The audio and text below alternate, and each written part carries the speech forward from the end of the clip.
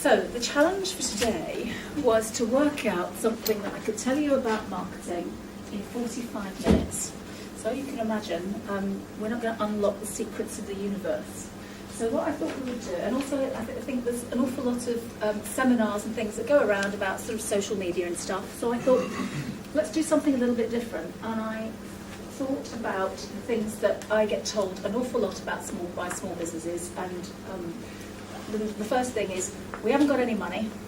And secondly, we just haven't got the time. Hands up how many in the room would identify with those things. Hello, welcome. Lots of seats over here. Just let you get settled.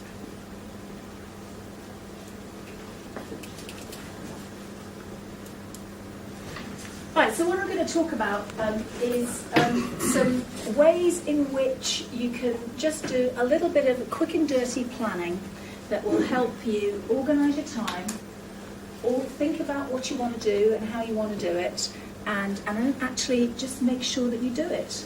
How many of you have got big, fat, juicy, groaning, fabulous, all singing, all dancing marketing plans? Not many. Any particular reason for that? Anybody like to share?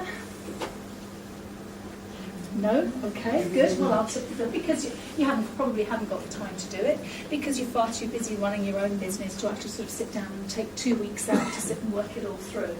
Now, for small businesses, I kind of sort of thought, well, I'm a small business. What are the kind of things that I do, and what are the things that I think about for me?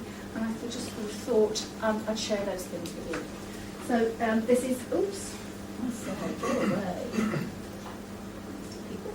Right, so quick and dirty guide to marketing planning. So what we're going to look at are things about, just get you to think about what you want, what's your motivation for your business, where's the money, where are the customers. We should look at who are your customers, but we haven't got time to do that in 45 minutes, so that's a whole other seminar for another day. Why should people buy from you, how much time you got, and then how you're going to put it all together. So, what do you want? Now, there's a huge difference in how you go about your marketing depending on what it is you want. Hands up, how many of you have got, are trying to build a business where you're going to change the world? How many of you have got a business that is a lifestyle choice? Come on, somebody somewhere must have one of those two things. And so, from a lifestyle, those of you gentlemen at the back, second one, and you put your hands up for lifestyle choice. What is it for lifestyle choice that drives you? It's a way of being able to look after my health while I'm working. Right, okay, that's good. Anybody got any other reasons? Well, for me, as a freelance person, I like flexibility. I like the ducking and the diving. I like being able to, disappear in the middle of the day for 2 hours if I want to and work on a Sunday. That's is the flexibility for me. So, what it is that you want to do and what you want to try to achieve has a huge bearing on how hard and fast you're going to try and sort of market your business. So, what's your motivation? Do you want to create something that you want to sell later? That's one question. Oh, here we go. Somebody else joining. Hello. Right. Are you trying to create a legacy for your family? Just want to do your own thing? Or have you found some kind of sort of gap in the marketplace that you think that you can fulfill? Those are the kinds of questions that you should be asking. And then the next question is where's your money? Now, how many of you have sat down and worked out the priorities and the focus for your business in terms of what you want to earn and where that money's coming from? So what I've done here, that's good. So what I've done here is just make you sort of think a little bit about how we do this. So this is an example of how, if let's say you're a coaching business. Any coaching businesses in the room? Okay. So let's say that this business coach, does one-to-one business coaching with corporate executives. They get £70,000 an hour, sorry, £75 an hour, and in total, over a year, they earn about sort of £30,000. Then this person's written a little e-book, and they're trying to sell that from their website for £25 a unit. And let's say they reckon that they're going to earn about £700 from it. And then they might do some group coaching, it's £25 per person per hour, and they reckon that they can earn about sort of £1,500. And so in terms of percentages, that means that the one-to-one coaching is 94% of their revenue, the ebook is over 2%, and group coaching is 4%. So, from a planning point of view, in how you're going to market your business going forward, what does that information tell us? Sorry? So you concentrate on the coaching. What else does it tell us? It could point you to the direction of what's going to be a complete and utter waste of time. Yes, it could do that. You might want to junk it, or decide. Yeah, you might sort of decide. Well, okay, that's fine. That ticks along. I've got regular clients. I don't really need to have to do an awful lot about it. So that £30,000, that's pretty much in the bank. I can count on that. Then you might sort of think, well, okay, I've put an awful lot of effort into writing that ebook. I sort of spent 6 months of my life, writing and tweaking and proofreading and all of those things that sort of go into it. I've only earned £700 from it. So what might you decide to do from that? Do you want to recoup your time investment on that and push it, or do you want to leave it alone? You would leave it alone. How many would leave it alone? It could be for self-fulfillment. Sorry? It might not be for monetary, it might be for self-fulfillment. It could be, yeah, there could be another reason for doing that, absolutely, because you've got something that's valuable that you want to say. So the point of showing this slide really is just, if you do this kind of little exercise, a little grid, work out where your money's coming from and work out, well, what's the safe money that I know that I'm going to get that I don't need to do an awful lot of marketing for. Where's the things that I really want to do, but it's going to need a big push, or where are the things that I've given that a whirl. It didn't really work out too well. Let's just sort of regroup and move on. Work out what you've learned from it and try something else. Now, it's not very scientific, but it is actually just worthwhile doing at the end of every financial year. Just sit down and work out where your money has actually come from for that year, and then think carefully about where you want to take that business and the offering that you've got going forward. You might decide that your cash cow type revenue or service or product suddenly taken a sharp dip this year compared to last year. For the past 10 years, you've been guaranteed a certain amount of revenue from a certain product or a certain service, and all of a sudden, hey, what happened? So you might sort of think, well, hang on a minute, do I need to change that? Do I need to find new markets for it? Is it just, same old, no one wants it anymore? And it's just a useful exercise, probably a couple of hours, just sit down, work it all out, and then think. So what would that tell you, once you've worked all of that out, what kind of information do you think that you would get from that to help you decide what you're going to spend your time and money on in terms of marketing? Anybody? Oh, very quiet here today. Were you all this quiet for the last one? Right, hands up who thinks it would be focus. Yay! Okay, so it's just a question of where you would like to focus your information, or where you'd like to focus your time and focus your money. Okay, where are your customers? Where do they go? Now, I'm assuming for this that you know who your customers are. If you don't, that's a whole other seminar. We haven't got time to go into that right now. But how many of you I'm going to stop asking questions because nobody's answering that. I'm answering for my benefit then. How many of you really spend time thinking about what your customers interact with? Mm-hmm. And what kind of things do you do? Would you mind sharing? Just projects I'm working on at the moment with Facebook, Twitter, quite a bit of social media, website, but also exhibitions. And do you track what kind of responses that you're getting?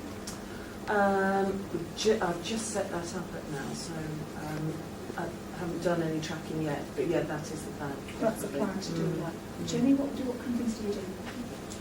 Very similar to that, and as well sort of go through So I was looking for the slightly more unusual places where it might not be the most obvious place, but it's actually where the people you really want to reach are there. Mm. So I did a project for a company in Carlisle, must be about 4 or 5 years ago now, and they were telling me that they spent £10,000 a year advertising on the back page of a local business magazine. Do you remember that pink thing that you'd called the Business Gazette that used to be out?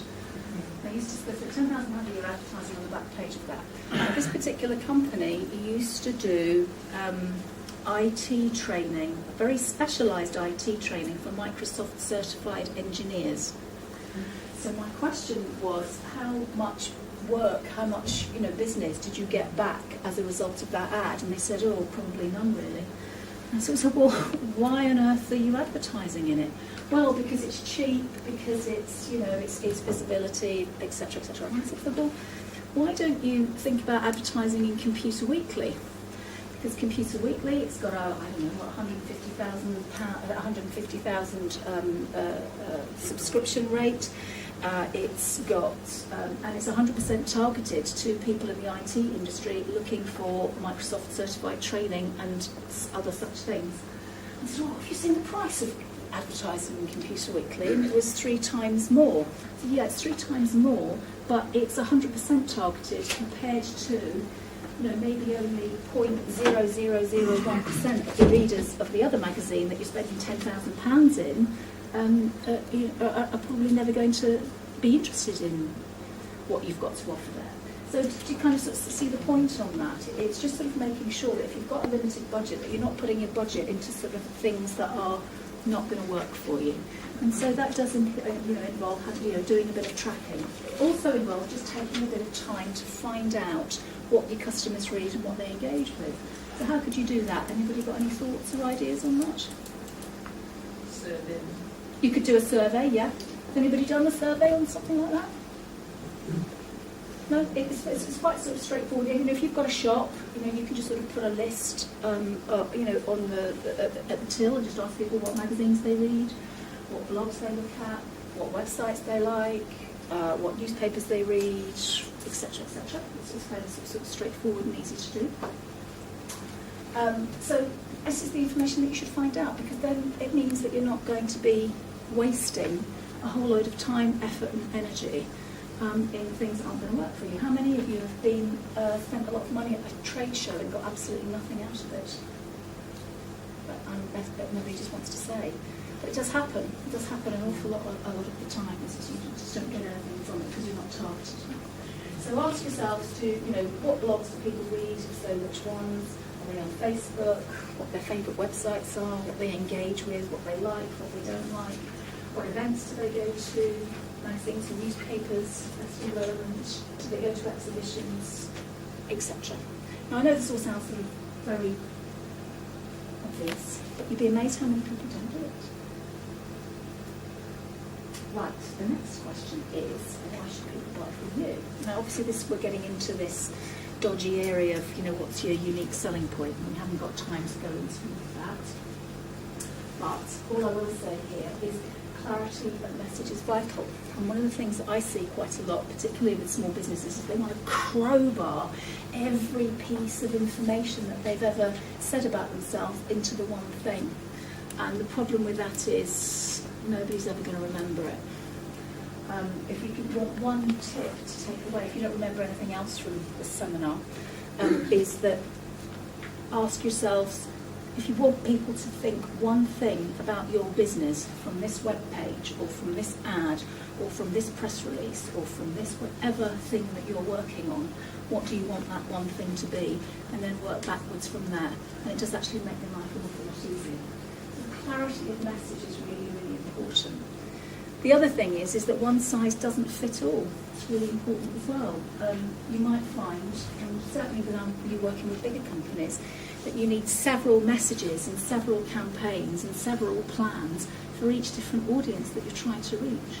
So that's a really important thing to take on board too. And that takes time. So you need to sort of narrow it down.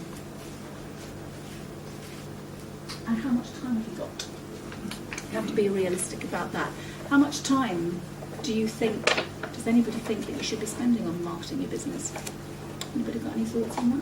How much time do you spend, Jenny? I actually probably spend about 50% of my business time standing in the growth phase of my business, so I'm heavily marketing right now. 50%, wow, that's a lot.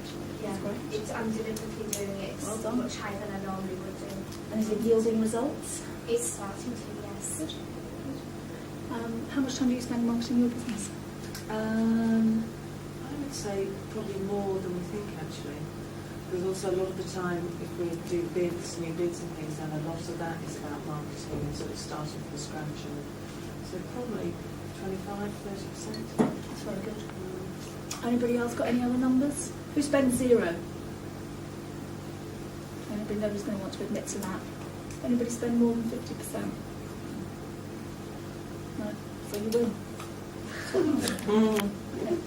The thing about this is, though, it's about you being realistic. And when I'm going in and visiting small businesses, and you talk to them about, they start talking about their Twitter feeds, and they start talking about Facebook pages and blogs, and I just start to sort of glaze over and sort of think, when have I got time to do any of that? And it's just a question of sort of being realistic about what time you want to spend on it, and then work out what you can do with that time available.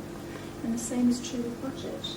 Work out how much money you want to allocate to it, and then we can work out what we can do with that budget to make sure that you get maximum benefit out of it. So, here's a little sample calendar. Now, it's not particularly for any business, but this is what I do, and this is what all of my clients have on. They create something like this with every project. Yeah, will we be able to get a copy? You of can that be able so to I don't download. have I'm going to to- give you a download address, so you don't have to. Yeah, no, don't freak out. You don't have to sit there and sort of become passive and draw it in. So we have a nice little plan that we work to on everybody's calendar. Sorry, on everybody's wall, so they know exactly what they're doing, and we sort of tick them off as we go along. Obviously, things change, but just gives you something to work to. So, what we do is we've got the months going along the top, and then down the side we kind of work out the kind of activities that are going to be good for your business. Every business is different. You might hate the idea of blogging, or it's not right for your business, in which case, don't do it. So we can work out all of the things that are going to be right for you. So in this instance, we've got a nice mix of online and offline. So we've got blogs, social media, maybe some press releases, maybe some ads, some trade shows, some networking events, and a nice print newsletter. So we've got a nice sort of mix of things that are going down the side. Now we work out how much time we want, how often we want to do these things. So with this particular example, we've got 2 really nice blog articles every month. We're going to do something on one of the social media sites every working day. We've looked maybe looking at a business, you've got enough news and information coming through the pipeline that every other month you could do a press release or a press story to send out to the media. On ads, what I always say to people is, let's get some ads made up so that we know that we've got them ready, so that if you get a nice cheap deal, the Westmoreland Gazette might come through with an £1,800 page and offer it to you for £400 if you're ready and got something that you can respond with immediately. And it just means that you can, there's nobody in here from CN Group, is there? I sort of hate that kind of approach, but it just means if you've got something ready that you can send out that is easily adaptable, you can take advantage of all the cheap deals that there are. And it also means that the newspapers, once they get to know that you're somebody who's ready, willing and able to rise to the challenge of a 3 o'clock deadline on the same day, that you get the deals offered to you an awful lot of the time. So that's just a good approach. Trade shows, so you might decide that you want to do the Hospitality Association show in March, and then you might decide that you want to do a chamber show later in the year. Web promotions, so there's all kinds of sort of things that you can work with, the Valentine's, Easter, summer. You can look at the year at things that come up, and I've got another chart to show you in a minute about how you can work that out in terms of content. You might decide to do a pay-per-click campaign. You might decide to do networking events. You might be a BNI member and do lots of other things. So anyway, the point is that you get a nice mix of things that you're getting a regular, small drip feed of stuff going out on a regular basis, and you know exactly what you're going to be doing, and you know when you're going to be doing it, and that makes it much more likely to happen, rather than just sitting down in January and saying, right, okay, I'm going to get with my marketing this year, and then you get to March and you've done a mad flurry of stuff, spent a load of money, and then nothing happens for the rest of the year. You know, there's you must all have seen blog sites, you know, where there's been a mad flurry of activity and blog posts every day for a month and then nothing for a year. And that's really what you need to sort of try to avoid. And just sort of sitting down and getting your ducks in a row with a simple little planning thing like this makes a huge amount of difference. Any questions on that? No? So then the next bit really is well, where do you get your content from? How do you, it's all very well saying social media and blogging and press releases. You know, somebody's got to create all of that stuff. So the next thing that I always do with people is create what I call a content calendar. The game's really simple. So you start off thinking about what are the stuff that's fixed that is in your world. So there might be a certain conference that goes on in your industry sector that you have to go to every year. There might be certain trade shows that you're committed to that are completely immovable and you've got no way around them. There might be certain seasonality things going on in your business that you need to sort of factor in. So what I've done an example, say it's a small hotel in the Lake District, so we might have fixed things. So we've got Valentine's Day, well, we can make something out of that. There's Mother's Day, you've got Easter, there's bank holidays, there's school holidays. You know, you can fill an entire calendar with something that's going on every month. I'm not saying that you necessarily have to take advantage of that or write about it at the time. It's just if you've been aware, if you're just aware of it, and people might be a little bit tuned into it, and off we go. So for this example, blogs. So for January, well, it's New Year, bit of a strange time. So you might write a blog post about, winter beauty in the lakes, or you might do a little sort of happy customer story about, how somebody's had a marvellous time at that hotel over the New Year period, which would be nice. Your email campaign might be, we were fully booked for Christmas this year, get in early to book for next year. You might decide to do a networking thing where you've got menu specials for non-residents to just sort of try and fill the restaurant up a bit. February, if it was Valentine's Day, you could work that across all of your marketing stuff. So you can use it in your blogs and social media. You can use it in your email shots. You can use it for networking group. You can stand up and give you 60 seconds about your marketing, your Valentine's special, and you could use it for pay-per-clicks if you wanted to. So that means then that you've got one message for that month, and you're working it through everything, online, offline, and you get a nice sort of consistency and a nice flow, and keeps that message crisp and clear and without complication. So then March, let's say Mother's Day, I don't even know when Mother's Day is particularly, it might be March, it doesn't matter. But then you can do that, so again, same way, you can write a blog post about, your Mother's Day special. You might write a nice little article about Cumbrian treats for special mums, Mother's Day special email, and so on. When you get one where there's not an awful lot to go on, you sort of get down to June, you might have a summer solstice, the longest day, you might decide to write a nice little background piece about what goes on in the summer solstice in Cumbria, Druids, etc. You might want to write about the new summer menu that you've got. You might want to send an email out of great reasons, it's not easy to say, is it? Reasons to eat at your restaurant and eat Cumbrian food, and so on.